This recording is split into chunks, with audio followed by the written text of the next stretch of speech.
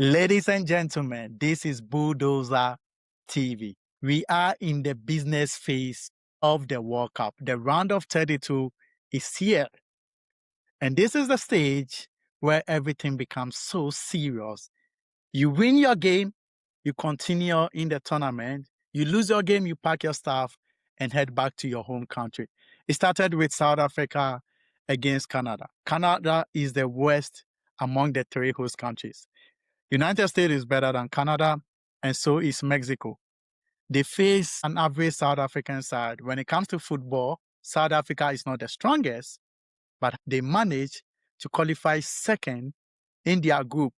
And they had one of the weakest group, facing Mexico, South Korea, and then Czech Republic. That is one of the weakest of group in this year World Cup 2026.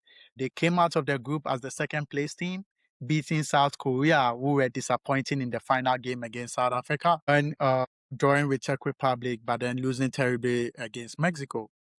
When it comes to Canada, what did they do? They drew their first game against Bosnia. That was a terrible result. They didn't really play well, especially when it was the first game playing in home soil in the World Cup 2026, and then you drew when you had the whole fan base behind you, won magnificently against Qatar, and then lose against Switzerland, which was the strongest opposition in that group, also a very weak group. But then they qualified as the second place team. South Africa made history also by qualifying to the knockout phase of the World Cup, something they've never done before. And even in 2010, when they hosted the World Cup, they couldn't qualify to the knockout phase. So it was their first time, and then they faced Canada.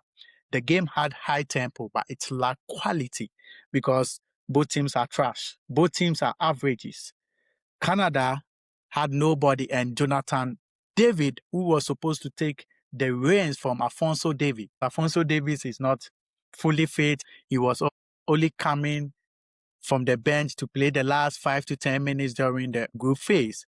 Jonathan Davies plays for Juventus. After getting his transfer from Lille to Juventus, he has not really shined. He has not really made his name in the Italian leagues. This was the tournament for him. This was the tournament to put his name in the history books of Canada, but he's still not proving himself. The game actually lacked quality. It was high tempo, that I will give you. Both teams were creating chances, but the final pass, they couldn't do it. They lack quality going forward. They lack quality finishing the ball into the net. So it was quite an entertaining game, lacking the quality, lacking the geniuses, lacking the icing on the cake. South Africa created some very, very good chances that they could have scored. It was the same for Canada. They had multiple chances, multiple breaks. The goalkeepers made about 2 or 3 decent saves. So did the Canada goalkeeper.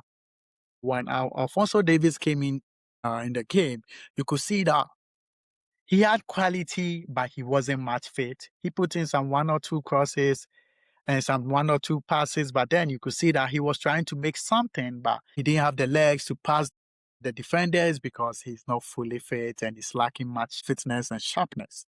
The game was topsy-turvy, up and down, high tempo, but lacking quality. And this is one of the games in the round of 32 that is going to be lack quality, because the rest of the games is going to be fireworks. I can promise you that.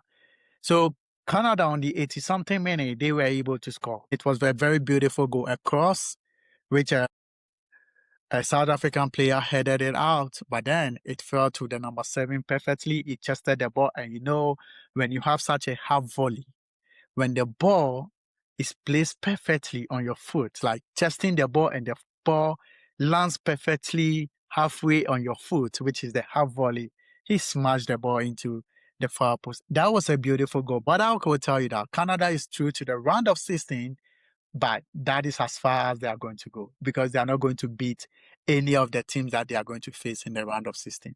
They are terrible, and this was the opportunity for SA to beat Canada and also to move to the round of 16, because this is the only team that SA could have beaten to get to the round of 16. And what did they do? They messed it up. This was actually a good game, lacking quality. I think the other game that is also going to have quality might maybe be Australia against Egypt. Apart from that, the rest of the games, I'm looking forward to it. And as you know, Bulldozer TV, we are going to bring you all the match predictions and post-match analysis. I told you, as an African, I have to support South Africa, but because of their xenophobic nature, I don't care if they win or they lose. But I will put my money on Canada. And what happened? Canada won. We are going to break down every match tomorrow, which is Monday.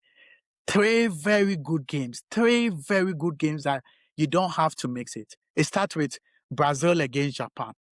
Japan was one of my dark horses in the competition. They started well against Netherlands, drawing 2-2, beating their next opponent emphatically. Tunisia, one of the worst teams in the tournament, drew against Sweden, one of the worst results for Japan, because I think Japan is far, far better than Sweden. So to me, after watching Japan against Sweden, I have no hope for Japan anymore. I think they will still cause Brazil troubles. But I think the quality of Brazil in the final third, especially the form of Vinicius Jr., I think is going to rise up to the occasion and beat Japan. I'm going for Brazil to beat Japan by 2-1. And Germany faces Paraguay. Paraguay is a terrible team. Yeah, they were able to beat Turkey, which is one of the worst teams also in the tournament, by a goal to nil after going down by 10 men. And also they drew with Australia, but then Germany is going to walk all over them. And you know Germany, once they get these teams, they show no mercy. They go for the kill. What I'm going to tell, Germany is going to destroy Paraguay. I'm going for a 4-0 victory for Germany. That is how much I believe Germany is going to destroy Paraguay. And the final game on Monday is a classic, Netherlands against Morocco. One of the best African countries. Last World Cup, what did they do? They went to the semi-finals. Netherlands have a good team, but they are not on the top echelons of football when it comes to favorites to win the World Cup. This is going to be a good game. It could end in a draw, but then if I had to put money on it, I will go for Morocco. I think Morocco is going to beat the Netherlands, and Morocco is going to go to the round of 16. As you know, this is Bulldozer TV. We are going to bring you the post-match analysis of all three games and going forward also. Until then, cheers.